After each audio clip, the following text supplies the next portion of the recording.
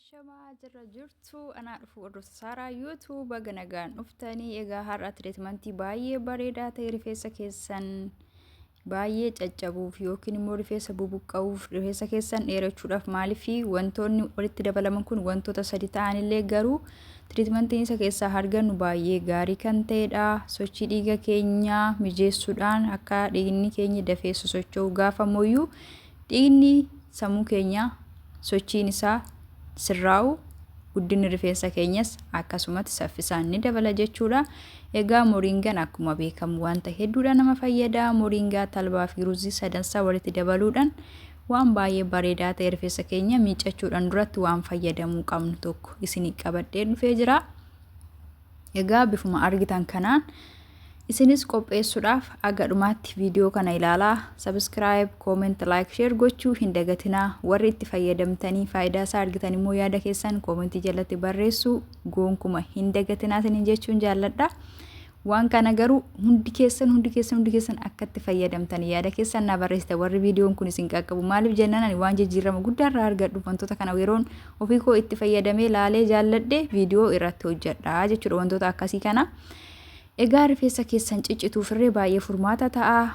Rifeensa bubuqqa'uuf, rifeensa goguuf, ruuzii fi talbaan keessumaa yeroo dheeraa wantoota fayyadamaa turedha. Rifeensa keessan jeelii yookiin keemikaala garaagaraatiif firiizii gochuurra galgala isaa talbaa fi ruuza walitti affeeluudhaan ittiin kireema isaa keessa cuuffitanii jeelii isaa sana dibattanii bariisaa isaa vaaziliinii xiqqootti dibdanii dhaattanii bultanii bariisaa isaa osoo eegtanii irree firiizii baay'ee bareedaa isinii ta'a jechuudha. Ani yeroo baay'ee rifeensa koo yoon dirqama natti ta'ee tokkofachuu barbaade malee firiizii gochuudhaaf goonkuma jeelii kamuu hin fayyadamu jechuudha. Egaa akkuma argitan kana bifa viidiyoo irratti ilaalaa jirtan kanaan kun asitti qopheessatan jira.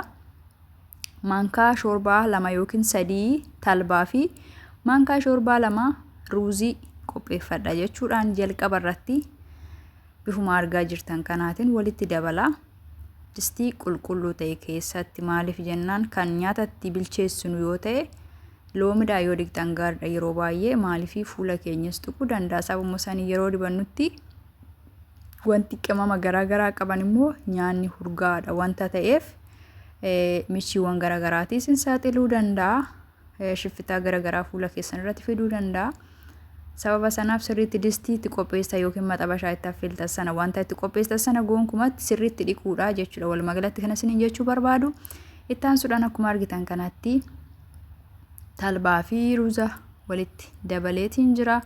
Bifa asirratti ilaaltan kanaan egaa daqiiqaa 20 hanga 25 wayii ni turanatti fakkaata. Sa'aatii isaa seeraan hin ilaalle isin aga isinii jeelii bareedaa isinii ta'utti jechuudha kan isin fayyadamtan isin bilcheessuu qabdanii. Maaliif jennaan baay'ee yoo bilcheessitanii ibiddarra turee tiktikkedhe sanas booda jeelii sana keessaa baasuudhaa hin dandeessan calaluudhaaf. Jiddu galeessa isaatti bifa asirratti argitan kanaan uffata haphii ta'e qulqulluu ta'e irratti erga danfistanii booda hida'uudhaan keessaa cuunfitu jechuudha. Akkuma argitan kanatti ani amma asitti kanaan ho'aa isaa cuunfaa jiruu fi yoo ture immoo baay'ee furdata waan ta'eef naan cuufamu saniif osoo inni baay'ee sin qorrin jiddu galeessa yeroo ta'e xiqqoomarraa baasee daqiiqaa 5 wayii ture jeelii kiyya keessaa baafadhe kun talbaa qofamtu ittiin dabalamne gara talbaa fi ruuzaa asitti moringaa maankaa 2 itti dabalee jira jechuudha. Moringaa maankaa 2 moringaa egaa namoonni hin beekne hin jirtanii waa'ee moringaa akka afaan beektaniin akka barbaadanitti barreeffamaan yoo barbaadan immoo sagaleedhaan sarchi gootanii dhaggeeffachuu yookiin viidiyoo isaa ilaaluu fi irraa barachuu dandeessu. Rifeensa keessaniif ta'e borcii balleessuuf ta'e waan hunda keessaniif fayyaa keessaniif baay'ee gaariidha. Akka shaayitti danfistanii dhuguu dandeessu garaa keessanii fi juusii wajjin walitti daaktanii avokaadoo wajjin muuzii wajjin ataakiltii firaafiree garaagaraa wajjin yoo barbaadan immoo wantoota shaayii wajjin damma wajjin walitti bulbultanii dhuguu ni danda'ama. Bishaan daffaatti dabaluudhaan jechuudha. Bishaan ho'aatti akkuma shaayii sanatti moringaa maankaa shaayii tokkotti damma maankaa tokko naqattanii bishaan ho'aa itti naquudha walitti dhuguunis ni danda'ama. Baay'ee gaariidha waan ta'eef fayyada moringanii. Egaa akkasuma rifeensa keenyaafis immoo waan faayidaa guddaa qabudha jechuudha. Jarri kun sadee walitti baay'ee yeroo muraasa keessatti yeroo dheerayyuu hin tura. Yeroo muraasa keessatti baatii tokkotti si'a 2-3 yoo ittiin miicattan ofii keessaniyyuu takka agarta waan ta'eef faayidaa isaa waan kana hin dhiistan jechuudha. Gatiin ittiin bitamus immoo gatii baay'ee xiqqaadha. Talbaas yoo ta'e ruuza yoo ta'e immoo mana namoota hedduu keessatti kan akka salphaatti argamudha. Moringa yoo ta'e kan rifeensaa kan dhugamutu iyyuu irra waan baay'ee qulqullinaaf qophaa'uuf guddiidha malee kan rifeensaa baay'ee gatii xiqqaadhaan bitachuu dandeessu. Suuqii barbaadan hunda irratti ni argama jechuudha. Suuqiiwwan garaagaraa irratti ni argama. Suuqiiwwan keessumaa immoo ataakiltii xiraaxireen jiru irratti wantoonni akkas akkasii wantoonni akka atara minaamna talbaa misira gurguraman kanarratti walumaan ni argama jechuudha. Sanaaf bitadhaa moringaa jedhaatii afaan barbaadan biyya barbaadan keessattuu maqaan isaa kanumadha.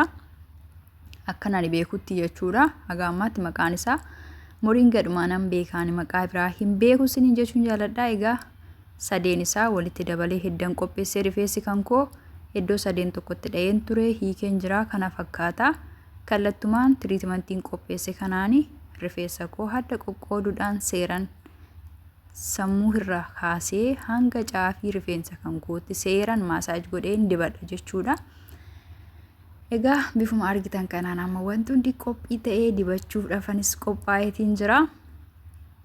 Hundi keessanuu itti gargaarama warri viidiyoo kana argitanii jijjiirama guddaa irraa argattu. Rifeensi keessan irree warri rifeensi keessan haphii ta'e rifeensa keessan baay'isuudhaaf baay'ee sin gargaara.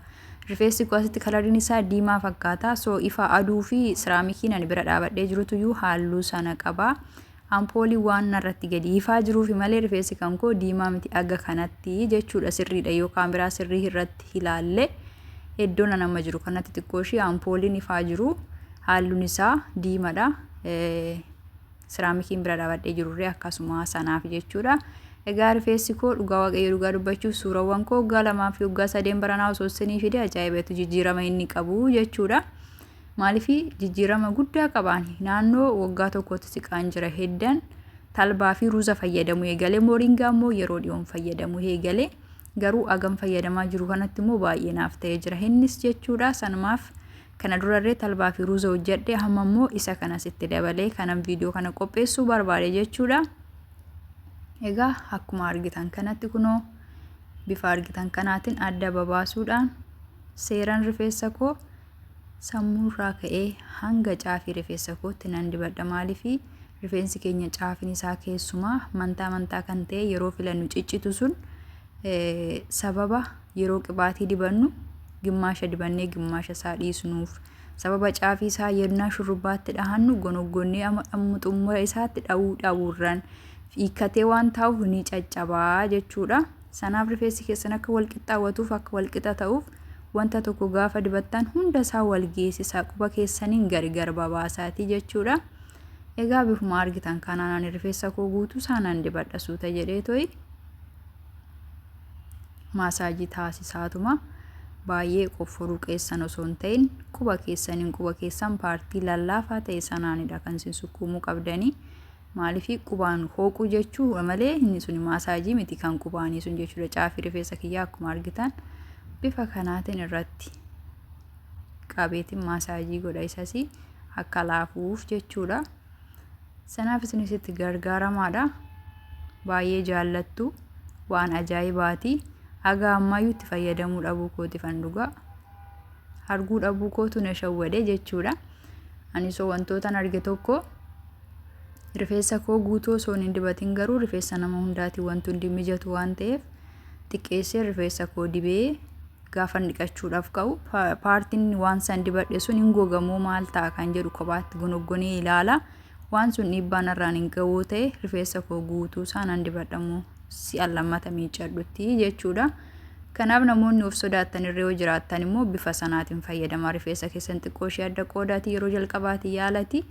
Yoo iddoo sanarratti jijjiirama waan argine guutuu isaa dibachuu dandeessu. Yoo namoonni isiniin ta'an immoo rifeensa keessan gaggogsu jiraate yookiin wanti biraa maaliif rifeensi nama kamiituu gargariidha waan ta'eef ifishaan bodhumti ittiin miiccannuyyuu kan naaf ta'u nama biraati ta'uu dhiisuu danda'a. Kan nama biraa kan lallaafisu kan koo goggosuu danda'a. Qibaatinis akkasuma jechuudha. Maaliif qibaati dhumtamma ani fayyadamu tarii nama biraati hin ta'u obboleettii kootii ta'uu dhiisuu danda'a. Wanti hunduu akkuma amala nyaata soorata garaatti nyaannu sana rifeensi keenyas amalli isaa gargari jechuudha. Namni tokko soorata tarii ani buddeena shiroodhaan nan jaalladha yoo ta'e namni tokko immoo namni biroo jaallachuu dhiisuu danda'a. So kanaafiyyuu akkasuma rifeensi keenyas wanti inni jaallatu gargari akkuma amala namaa san rifeensi namaas amalli isaa gargarii jechuudha. Kanaafuu amala rifeensa keenyaa immoo nutu beekuu qaba. Waan isaa barbaachisu, waan isaaf ta'u, waan isa gaafa dibne laaffisuu danda'u, gaafa miiccannee kaanu kan yeroo filannurree tokko tokko akka shibootti bakka ciccitee ofuma isaatiin harca'u jira, akka shibootti kan jabaatutu jira. Isa sana laaffisuudhaaf gaafa filannurree akka laafee nuu filamuuf akka nu rakkisneef tiriitimentii akkamii yoo dibanne irra gaariidha kan jettanii filattanii itti fayyadamuu dandeessan. Isin rifeensa keessa yoo maal dibattan lallaafa, yoo maal dibattan goggogee ciccita. Isarree isintu yeroo dibattan irratti ilaaltanii dibachuu qofa osoo hin ta'in waan sana itti fufuus dhaabus kan dandeessana. Amala rifeensa keessanii ilaaltaniitidha jechuudha. Egaa bifuma argitan kanaan guutuu rifeensa kan kootii dibachaan jiraanii kunoo bifa argitan kanaatiin rifeensi koo ammumayyuu argitan kunoo firiizii ta'aa jira gimmaashni isaa. Egaa bifa argitan kanaan guutuu isaa dibeetiin jiraanii kallattii kanaanii gimmaashni garuu na hafa. Akka salphaatti argattuu itti fayyadamaadha. Yeroo baay'ee waan mana keenya keessa jiru waan akka salphaatti argannu nuti dhugaa waan gaariidha nutti fakkaatu, waan birrii guddaadhaan binnu, waan onlaayinii irratti beeksisni isaa ho'utu rifeensa guddisa jennee yaadna, garuu sun dogoggora keenyadha. Maaliif isaan gabaa isaaniitiif beeksisa garaagaraa hojjetu malee dhugaadhaan wanti sun tiriitimentii sun aga sanas faayidaa laachuu dhiisuu danda'a jechuudha. Garuu wantoonni mana keessan keessatti fayyadamtan immoo qarshii xiqqoodhaanii kan bittanii yeroo dheeras itti deddeebitanii fayyadamuu kan dandeessanidha. Amma maateriyaaliin kun kanaan mana keessatti fayyadamu tarii talbaa kiiloo gimmaasha yoon biteeyyuu yeroo dheeraan itti fayyadamaan jechuudhaani. Akkasumas moringas akkasuma si'a tokko yoon bite yeroo dheeraan itti fayyadamaan, maaliif maankaa lama caalaan fayyadamuuni hunduma isaa jechuudha. Ruuza yoo ta'e immoo mana keessattan argadha yoo akka salphaatti jechuudha. Rifeensi kan koo guutuu isaa kunuu bifa argitan kanaan dibadheen jira. Baay'ina rifeensa kiyyaa akkuma argitan kanadha. Edda ruuzaa fi talbaa qurunfudii minamna fayyadamuu eegaleetii rifeensi kiyya jijjiirama guddaa argisiisee jira. Baay'inni isaa baay'ee dabaleetu jira jechuudha. Qofaa ganan baay'eetu saganan dheeratu rifeensi kan kiyya. Egaa ani akka kootti jijjiirama guddaan irraa argachaa jira. Isinis itti fayyadamaa itti gargaaramaadha. Waan tokko immoo guyyaa 2-3 yookiin si'a 2-3 dibatanii miti kan jijjiirama irraa argatanii deddeebisanii yaalurraanii jechuudha. Kunoo kan kiyya kana fakkaata. Bifa kanaatiin dibadhee waliin gahee amma immoo maasaajiin gochaa jira. Isiniin jechuun jaalladha obbolaa kan koo'i. Namoonni keessumaa rifeensi keessan gidduun kunoo garri amma harkaan qabaa jiru kun baay'ee caccabu. Filuudhaa isin rakkisu. Furmaanni bareedan talbaa fi talbaadha jechuudha. Gabaabumatti. Kunoo bifa argitan kanaan xumureen jiraanii dibadhee sadarkaa